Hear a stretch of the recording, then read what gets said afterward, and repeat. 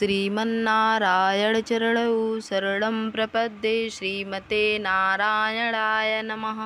राधे राधे, जय श्री कृष्णा। मित्रों, आप सभी लोग कैसे हैं? आशा करती हूँ हमारे लड्डू गोपाल जी के कृपा से आप सभी लोग स्वस्थ होंगे, मस्त होंगे और आप सभी को अपरा एकादशी की ढेरों सारी शुभकामनाएं।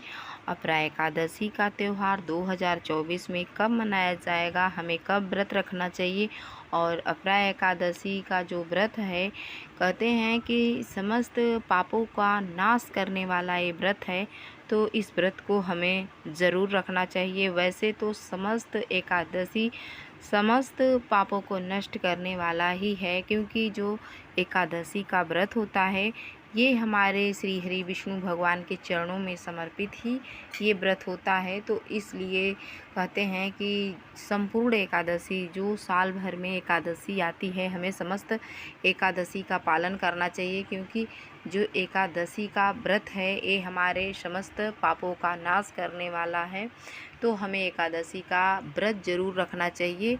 और कहते हैं कि श्रीमन नारायण भगवान को प्राप्त करने के लिए श्री हरि विष्णु भगवान जी को, कन्हैया जी को, श्री राम भगवान जी को, जिसकी भी आप उपासक हों, कहते हैं कि हरिहर भेदन भेद, भगवान श्री राम में और श्री कृष्ण में कोई अंतर नहीं है, ये तो एक ही हैं।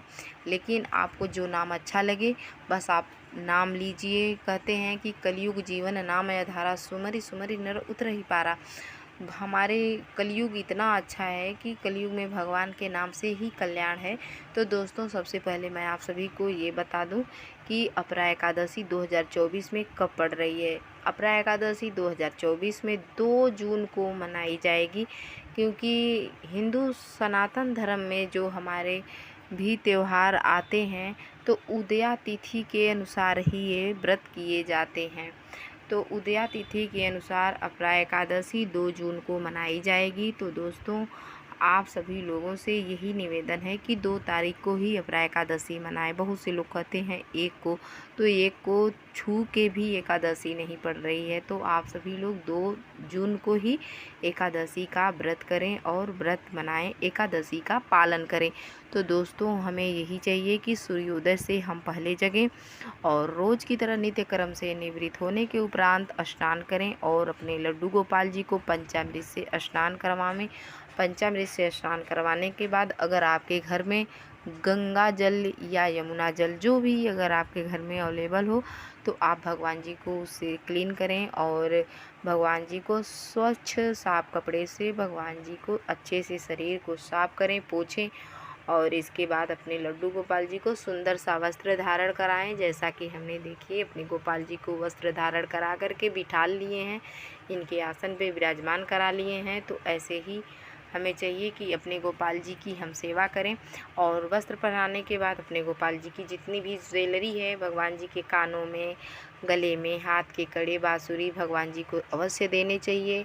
एकादशी के दिन वैसे तो हमें रोज़ ही देना चाहिए बांसुरी भगवान जी को, और ऐसे ही हम भगवान जी को विराजमान करा लें। भगवान जी के वस्त्रों में हमें इत्र ज़रूर लगा देने चाहिए और इत्र की मालिश भी करना चाहिए, क्योंकि ये गर्मियों का मौसम जो चल रहा है, गर्मियों के मौसम में गुलाब का इत्र हमें लगाना चाहिए और बेल का भी इत्र आप लगा सकते हैं।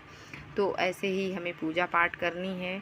और दोस्तों, कहते हैं कि जो एकादशी का व्रत होता है, एकादशी के व्रत में अन्न का प्रयोग नहीं किया जाता है छूकर भी, तो आप अन्न का प्रयोग बिल्कुल ना करें और फल का ही प्रयोग करें। भगवान जी को फल का भोग लगावें, जो भी सीजनी फल हो आपके घर में अवेलेबल हो, भगवान जी को ज़रूर भोग लगावें। लेकिन केले का फल ज़रूरी होता है एकादशी के व्रत में, क्योंकि जो हमारे श्री हरि विष्णु भगवान जी हैं, आपको पता है कि कदली का फल भगवान जी को अति प्रिय है। तो कदली का फल तो चढ़ाना ही, भगवान को भोग लगाना ही है।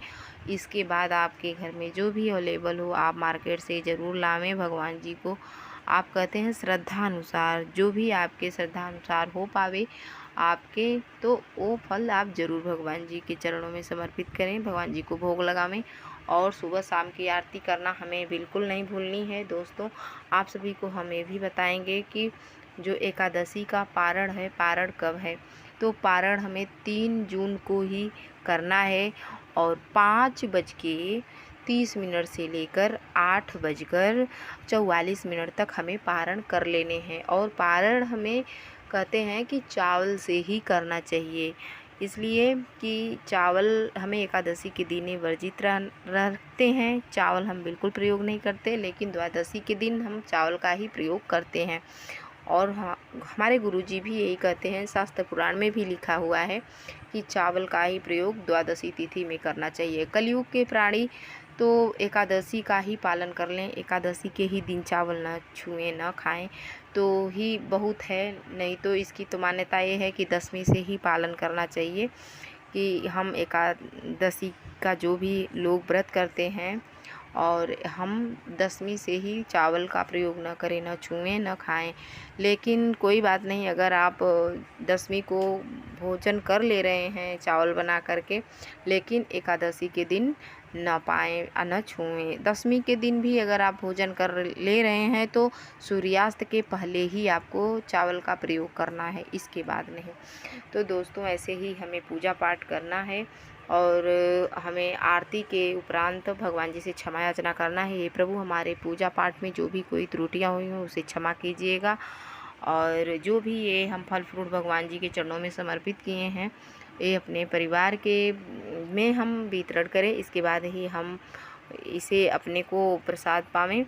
तो दोस्तों, ऐसे ही हमें पूजा पाठ करनी है। आप सभी लोगों को ये वीडियो हमारी कैसी लगी? अगर ये वीडियो आप सभी लोगों को अच्छी लगी हो तो लाइक सब्सक्राइब करना न भूलें। प्यारा सा कमेंट लिखकर हमें ज़रूर बताएं कि आप सभी लोगों को ये वीडियो कैसी लगी। और भी तीज त्यौहार की जानकारी प्राप्त करने के लिए हमारे किशन कन्हैया व्लॉग्स चैनल को लाइक करें, सब्सक्राइब करें, ताकि हमारे आने वाले वीडियो के नोटिफिकेशन आप तक पहुँच सके। राधे राधे, जय श्री कृष्ण।